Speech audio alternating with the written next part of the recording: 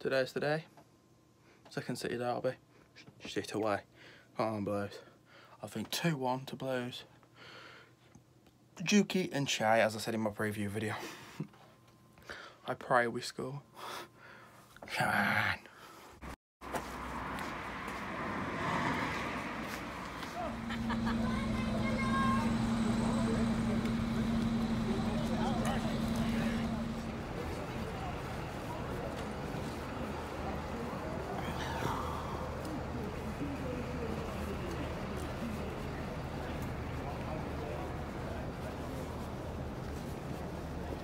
I'm gonna overdo it. I'll hold my way. West hard.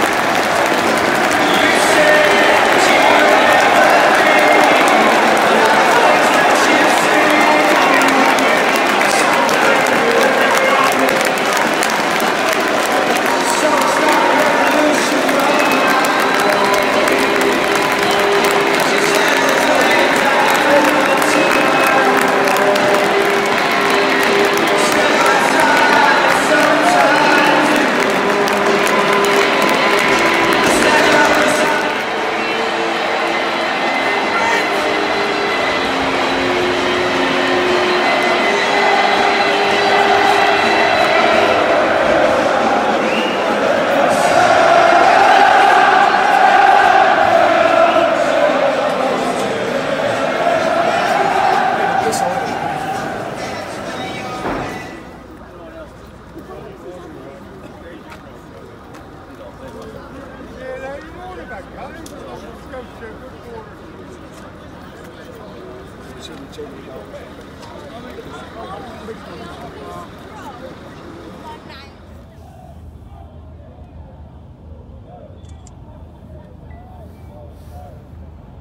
I'd have been off that coach by now. I'm surprised some of the fucking nutters on some of them coaches are off by now as well. Well, they haven't exactly done their police block very well, have they? They're not allowed anywhere near. We're not allowed anywhere Some near. of them for doing absolutely nothing.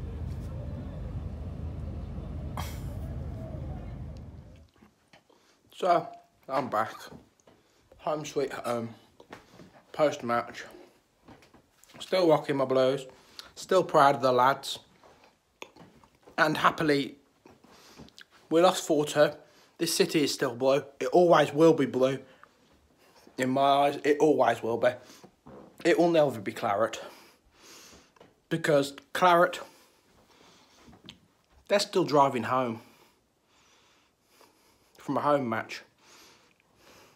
Anyway, enough for the rant about that. Game time. Review of game time. As I said, coming up to this match, I'd say we. Blues, I've been to Villa's ground 5 times. I had seen 0 goals for Blues.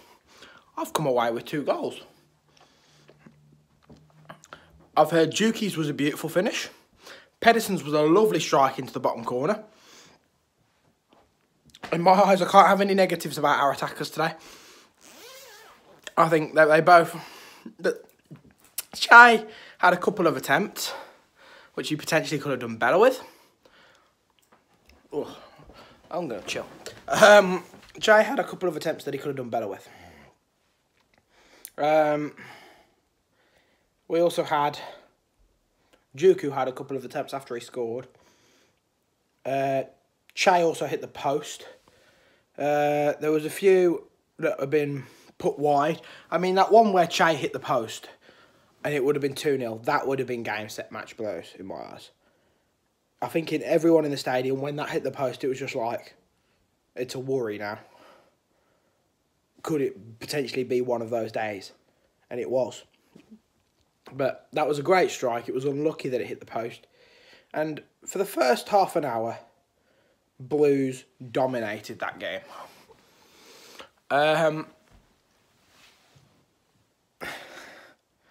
And it looked like I keep saying in my eyes, but in what I saw, that it was only going one way at that point. The second goal was going to come, then a third, and then we were going to start going. But the second and third goal didn't come. After Che missed that opportunity, they pretty much a minute later went up the other end and scored. Now, it was an annoying goal, as it was Harding who could have made a challenge, didn't make a challenge. They kept attacking that one side where Harding was, as a right-footed right back playing left back, and they kept attacking that, and it didn't work well for us as the goal happened, the first goal. Then you have the second goal, the same issue. Same issue, same problem, same outcome. You had a cross coming from their right-hand side, and then you had him on the back post to nod it home. I'll need to watch it back because it did look potentially offside to me, but it probably wasn't. But I wasn't really watching him when the ball was being put in. But at that point, it was 2-1. We had taken a hit from the fact we conceded 2 goals rapidly when we could have been 2-0 up 5 minutes before that. And it could have been a completely different game at that point. But it wasn't. We were 2-1 down. We needed to go in at half-time, 2-1 down, and basically have a rocket put up their arses for the second half. Third goal. Third goal happened. It's hard to say anything because it wasn't great at all from anybody, because I don't think it was a pen. I think that was a bad decision by the referee. They looked like there was a foul just before it on a Blues player, and then a Villa player went down in the box, and the whole place erupted for a penalty. And the ref fell under the pressure, like he did for a lot of the game, by both fans in my eyes. He fell under the pressure of a Derby Day game and should not be refereeing Derby Day games again, because he can't handle the pressure, especially Blues Villa Derby. It's a pressure situation that if you do not have the right refs and linesmen, they will make bad decisions. They made bad decisions for both teams. But I think it was a shocking decision to give that penalty. And it was never a pen. Because it was a foul 10, 15 seconds just before it. And he should have given it, but he didn't. And then he gave the penalty, and then they struck it home, and it was like a dagger to the heart moment of, that's the end of that. We can't come back now. We're 2 goals down. We've lost hope. Although that was happening, the Blues fans were still singing. The Blues fans were still louder than Villa fans at this point in my eyes. My thoughts, I thought that we could have gone on from that point and done more. But then we had that cross-in, and Pedersen put it home. Lovely. 3-2. We're back in the game. If you go full flow, Blues, you could win this still. Then at 3-2, I think Juki had that chance. No, it was 4, weren't it? Because he just came up. The 4th goal by Hutton. He ran through 4 players, then ran past Dean, then struck it with his left foot into the bottom corner, which was unsavable for camping, for what I saw. But there was 4 players who could have done better. Potentially even 5. Who could have done better, who could have hit a challenge, who could have put themselves on the line and actually tried to put in a challenge. But they didn't. They didn't. That had gone. It had gone at that point. 4-2. It was a disgusting game at that point. It was like the players no longer looked like they were trying at that point at 4-2. It was just like the team's gone, we're not going to score 2 more. Juki had an attempt after that basically was rolled back to the keeper. Kieftenbeld had an attempt which was blocked, so did Gardner. Mags had a couple of rash moments where he just pushed himself forward trying to do stuff, but he was clearly not fit to be in the team. It was a squad of players that you could tell were missing a lot of players. You were missing David Davis, you were missing Vassell, you were basically missing Magoma, because he might as well have not been there. I mean, Gary Gardner, you were missing quite a few players. You could tell that it was the first time that we played Pedersen at left mid from the start, because Pedersen played well, but Harding was like, whoa, he didn't look right. It took about 25, 30 minutes to even vaguely get used to the position.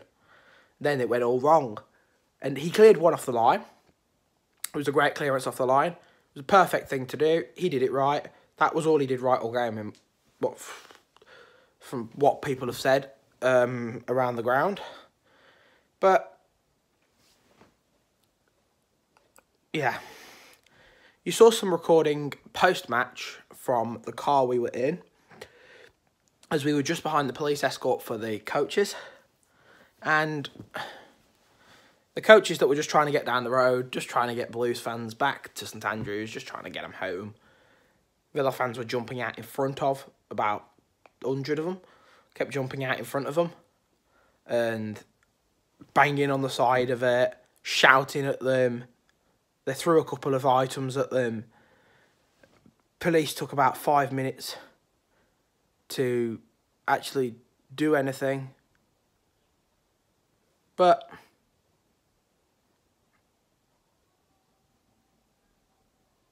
after that, we got back time. But let's go with a man of the match. Oh, between Duke and Camp. Camp made a couple of okay saves. Duke scored a good goal to start the game. Between them two, it's hard to give a man of the match after you've lost a derby 4-2, because nobody really deserves it. Although we still had pressure, we still pushed forward, we still tried. We deserved more. We deserved a point. That deserved to be a point apiece. I don't think they were 2 goals better than us. But anyway, on to Millwall on Wednesday. Hopefully we can come back from this game with a victory and push ourselves back up that league table. Keep rolling on, lads.